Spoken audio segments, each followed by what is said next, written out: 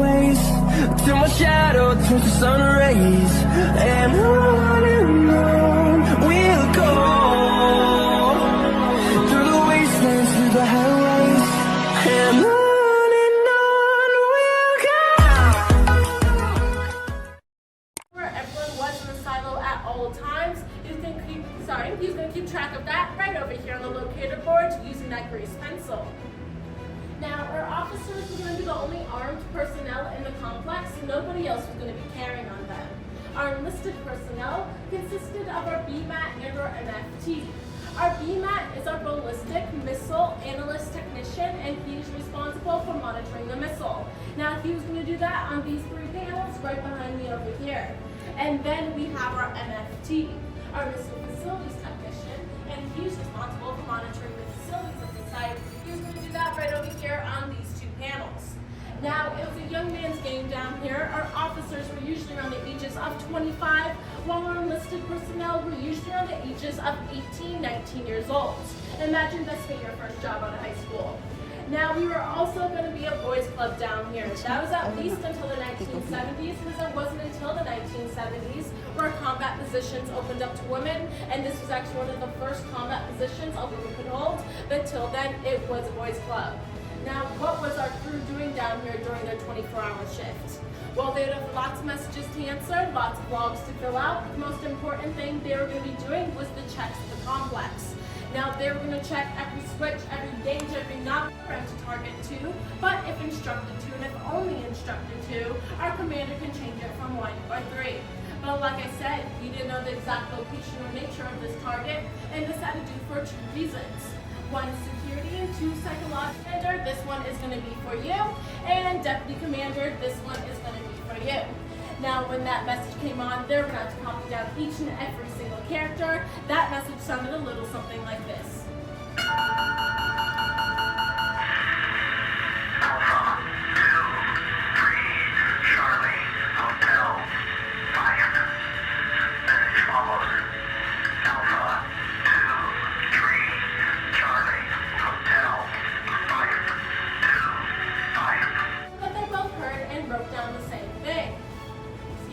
When the SOC and the new officers would put theirs on.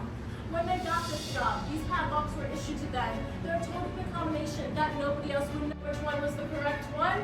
Well, the first 2 characters in the corner would correspond with the first 2 characters that would have came over that message. Our crew would then have to pick the correct mean time, which is the 0 point where all time zones are calculated, meaning it's from the same time all around the world, regardless of local time. So let's do this. Ready? 3, 2, 1, launch. Awesome. Keep holding those keys there. That light is now on. You guys can sit back and relax now as much as you can anyways, because you guys just fired missiles. And the only reason we'd be doing that is if the Soviet Union...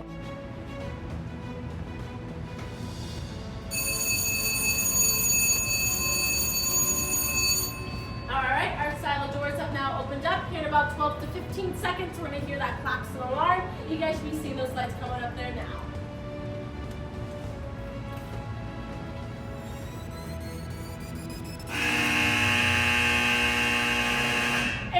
Lift off. Appreciate it. I'm going to take those binders back from you guys, and I just have a couple more things to say, but this fast reaction time was one of the reasons we were such a threat to the Soviet Union. This fast reaction time was due to us having storable propellant on board, which solved the problems of the Atlas and the Titan I, which was having to fuel those missiles up with propellant before launch. Now, that would have taken upwards of 30 minutes, and any nuclear war could start and end within those 30 minutes. So this fast reaction time is vital. And we just cut it down to the 58 seconds like you guys just witnessed, or about 2 minutes and 58 seconds it would have taken our crew to decode that message. Now, open the floor to any questions you guys may have, and shortly we'll get going. Do you guys have any questions? I know, yes. Yep, this was constructed in 1962. When was this built? 62? Okay. I was a little kid. Actually, they did. So there was a few things that we did need to upgrade. One of them, they were able to condense the panels to just a couple more. We have a bunch of blank panels here. Another thing they did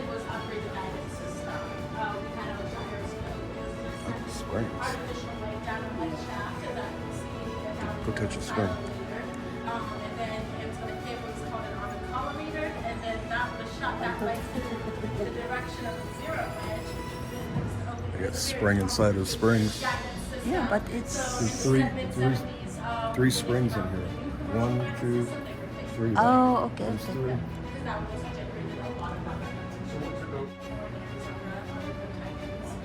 But yeah, all your Minuteman version 3s will be in the Northwest States.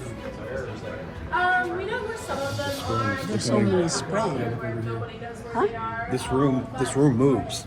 This whole room goes up and down. That's what the springs are for. Oh, In case boom, and then the room will move. Because the Titan 2s had a range of 6,000 miles, which is still a lot. And you can travel back. But one is I still have to. So this is only, so we have to go to the I wish that they did the tour of the bone. Yeah, the Air Force Base, that one they used to before COVID. And then Oh. after that, they had closed it down as a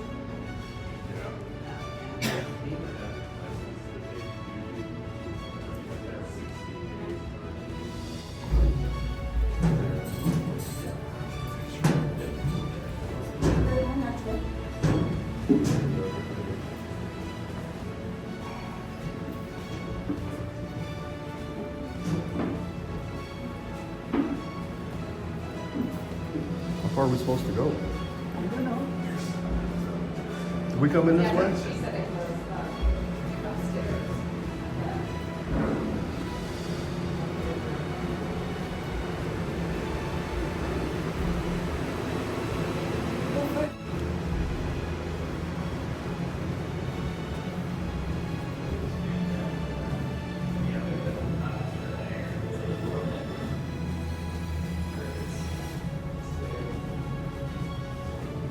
So this is actually working beforehand, but no more.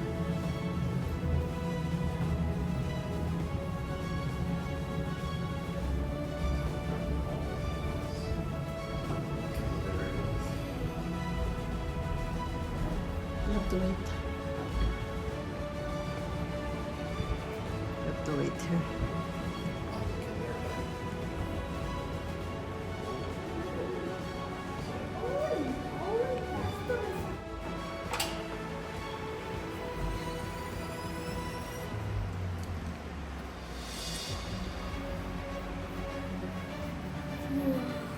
Yeah, that's what I say.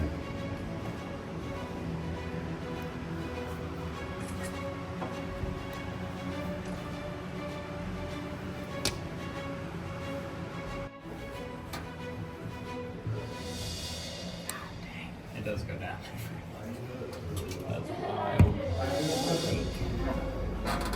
You can see it through the mirror right there, far down. Actually. Oh, yeah.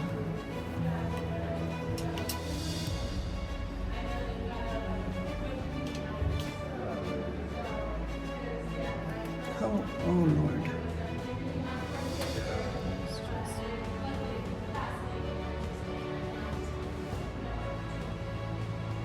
Ladies and gentlemen, I'm going to speak to you guys for a few more minutes. You're welcome to keep looking around and taking pictures as I do so. But this is going to be the largest land-based ICBM to ever be deployed by the United States. We are currently viewing this missile from a 12-inch silo. There are 9 levels, 10 feet in diameter, with propellant and would weigh 330,000 pounds. Now, the one that we are currently looking at is a deactivated missile. This one never held propellant, making it perfectly safe for museum display. Now, we did want to keep the original missile that was in this missile silo, but sadly the Air Force gave us a very polite but bare deactivation. We had the SALT treaty that came around, which was the Strategic Arms Limitation Treaty, and that was that the Soviet Union needed to get rid of some of their nuclear weapons and we need to get rid of some of ours. So we stripped these missile silos of anything of top secrets and or importance. We then detonated them and left them exposed like that for a few months to show the Soviets that we're not putting anything else in the ground. After that, they were folded and sold off to the public. But in order for us to keep this specific silo here, there was a few modifications we had to make to the missile and missile silo itself. So if you guys take a look at this missile from top side down, which we'll be able to do when we get back out there, you'll be able to see that there's a hole cut out in the heat shield, meaning the heat shield is now compromised and wouldn't be able to protect a warhead that would go inside. And then our silo doors are concreted exactly halfway shut. We're not going to shoot a missile at a halfway closed door. That'd be bad for everyone in here. That was another good way to ensure the Soviets were not going to. No, they're now on top side. You'll find the engines on. Yep, they took the engines off.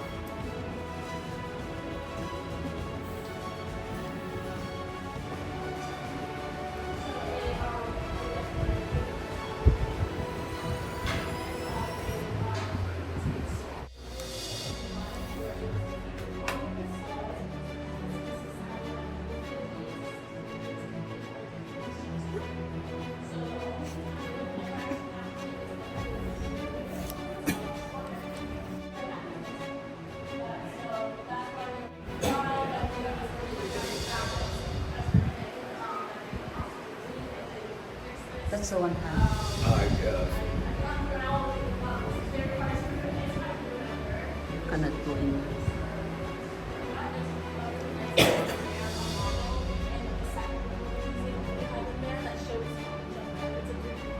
It's like the flags are lower the actual.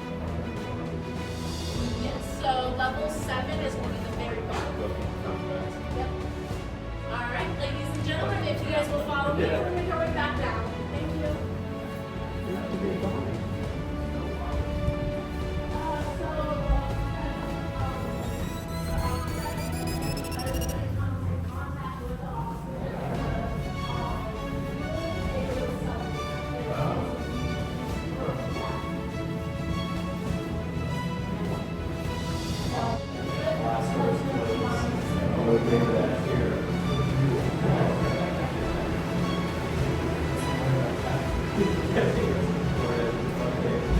Here's Jeff Moffett.